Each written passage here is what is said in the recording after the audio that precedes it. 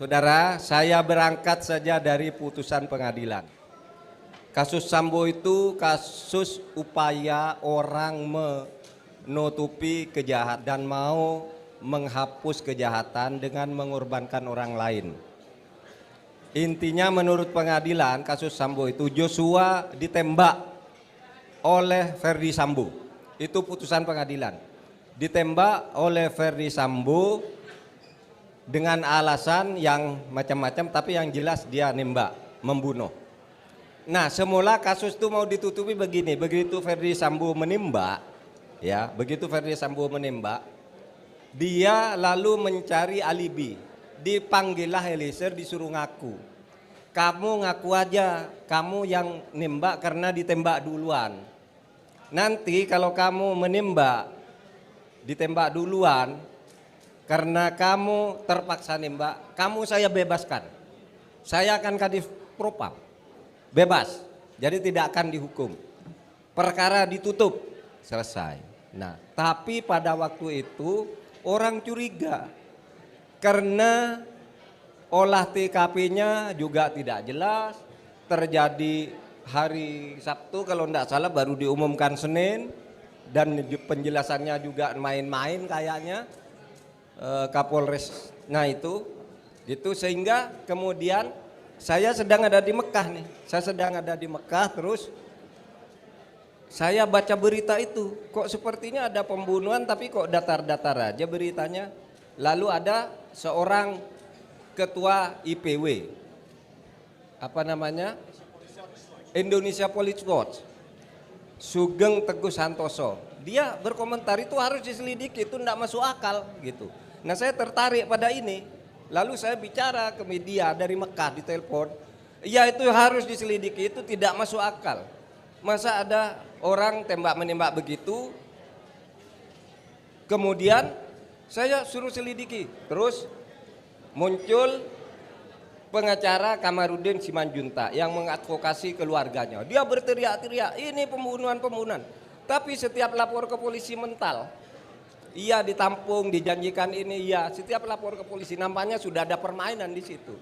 Maka saya turun tangan, saya tanya, sesudah saya pulang dari Mekah, saya berkomentar, ini nampaknya bukan tembak-menembak.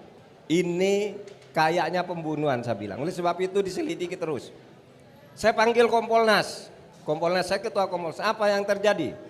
Ketika saya di Mekah, Pak, begini, bukan pembunuhan, enggak Pak.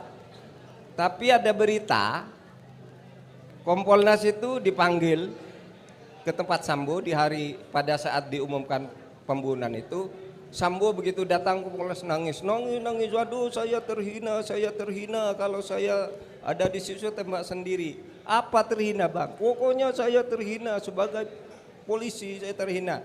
Mau memberi kesan bahwa si Joshua ini melecehkan istrinya.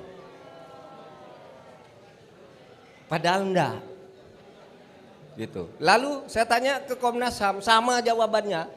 Enggak ada pembunuhan, sudah begini teorinya, begini, benar dia tembak-menembak.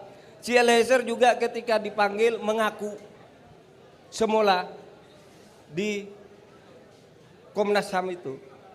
Lalu olah TKP-nya di kantor Div Propam itu selalu dihalangi. Itu. Terus Kamarudin Simanjuntak datang kepada saya ditemani Irma Huta Barat dan keluarganya, nangis bahwa kami tidak percaya bahwa ini dibunuh. Saya pun tidak percaya, saya bilang.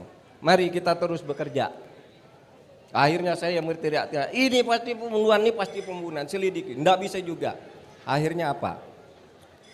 Kompolnas saya panggil. Di mana masalahnya ini? Kok tidak bisa terbuka? Anda semua ini polisi dulunya, kenapa tidak bisa mengungkap kasus ini? Pak, Div Propam itu sangat protektif. Orang mau meriksa ke situ, alat-alat bukti semua udah dimusnahkan. Tidak boleh orang masuk. Nah, kalau gitu gimana caranya? Div Propamnya saja dibersihkan. Itulah sebabnya jam 5 sore saya katakan Div Propam sebanyak 25 orang saya usulkan untuk semuanya dipindah ke tempat lain. dan Kadif Propamnya ganti. Pak, enggak bisa, itu sudah kami usulkan. Kalau enggak bisa, saya minta daftar sana semua. Nanti malam ini juga saya mau lapor ke Presiden untuk Presiden yang memberhentikan. Kalau Polri enggak mau memberhentikan. Jam 9 saya tunggu daftarnya itu. Nah jam 8, mungkin pesan ini sampai jam 8 semua divisi Propam itu dipindah semua. Bongkar. Besoknya Eliezer ngaku, karena tidak ada lagi yang Eliezer ngaku, bukan saya yang membunuh, saya disuruh ngaku. Terus besoknya lagi Sambo tidak bisa mengelak ketika Eliezer mengaku, ditahan juga. Nah itulah kasus ketika kita membongkar Sambo. Jadi saudara, ini kasus sangat luar biasa karena seorang bintang 2 membunuh orang dengan semena-mena dengan alasan yang saudara baca sendiri vonisnya itu. Saudara baca sendiri vonisnya itu. Nah, itu penjelasan tentang Sambo. Jadi memang saya berani dan saya tahu juga sampai sekarang kalau saya tidak berteriak kasus itu hilang. Hilang karena Eliezer sudah ngaku di Komnas HAM. Komnas HAM mengatakan tidak ada hubungan Sambo dengan ini. Komnas HAM juga ketipu.